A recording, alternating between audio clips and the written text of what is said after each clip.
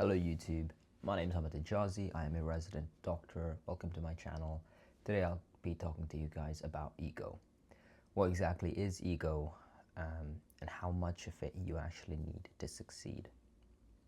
Before we get into ego, I want to talk to you guys about what ego is and why does it even factor into the equation of success. Often you'll realize that to get to where you want to be in life, and usually it's quite a difficult goal. Most of us have very, very difficult goals when we look at our life. Whether that's a fitness goal, whether that is a financial goal, whether that's a career goal, they're often really difficult. And most often they're very worthwhile goals, they're very good goals, but they are just very difficult. They need an element of luck. They need an element of unpredictability. And to achieve these usually very difficult goals, what you need to do is you need to understand that there's a risk appetite. For example, if I'm a doctor already and I want to become a specialist in a very competitive specialty, or if I'm a business owner and I want to scale my company up to high 8 figures or 7 figures recurring revenue, that's a very difficult goal, usually less than 1% goal.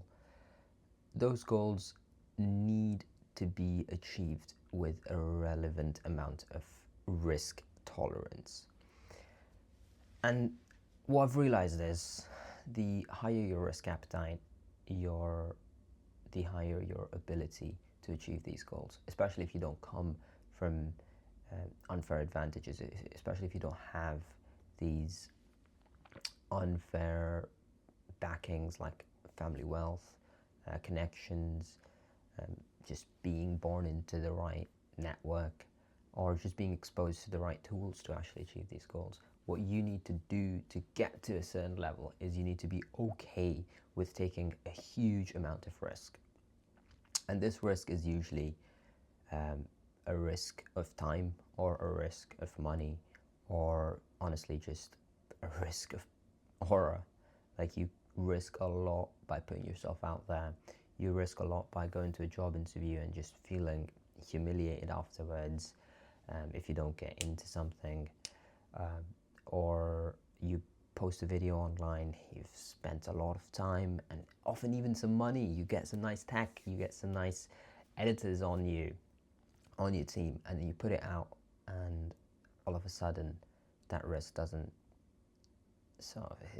go your way, and your tolerance to that risk is quite low, and hence you give up on that goal.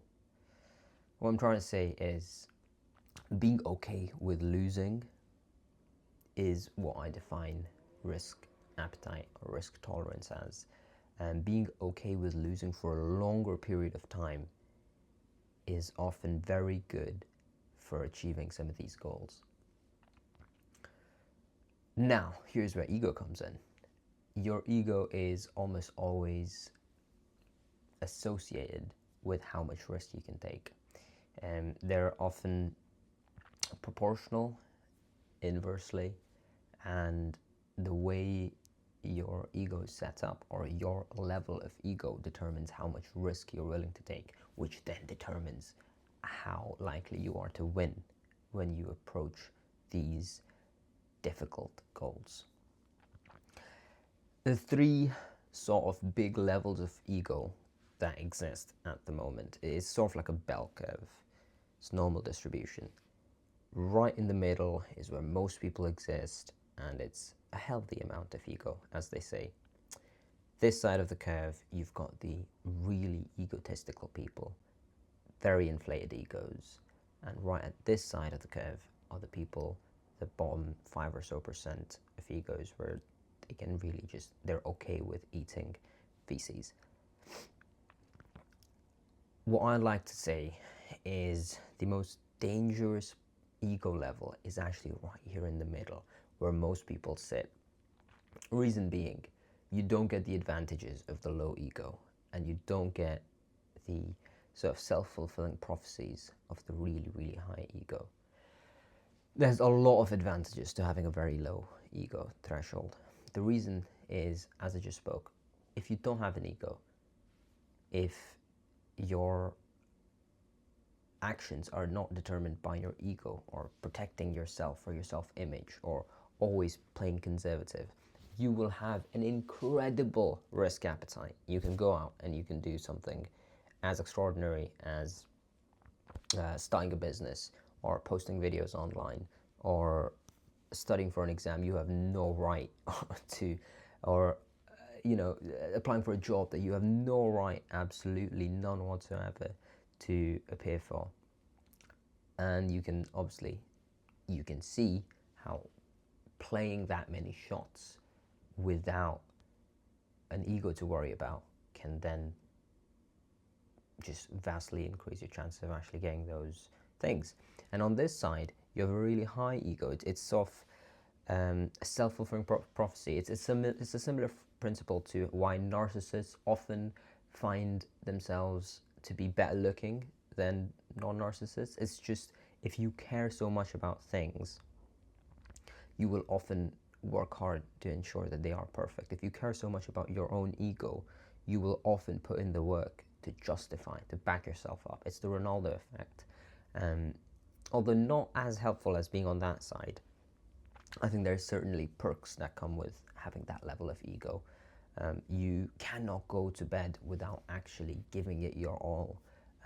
You have these inflated goals. You want to not only retire your family, you want to retire your whole bloodline. It's these massive goals, and often those people do better than if they had a healthy amount of ego.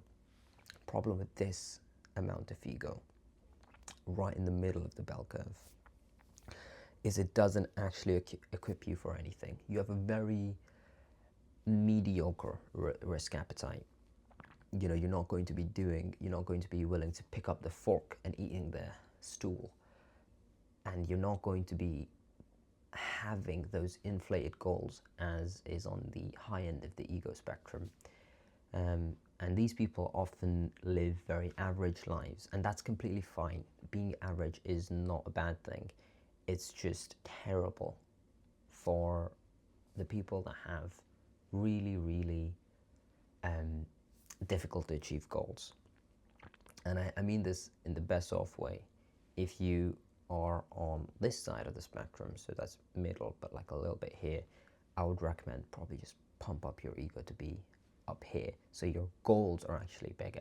And if you're on this side, maybe nerf it so that your risk tolerance comes up.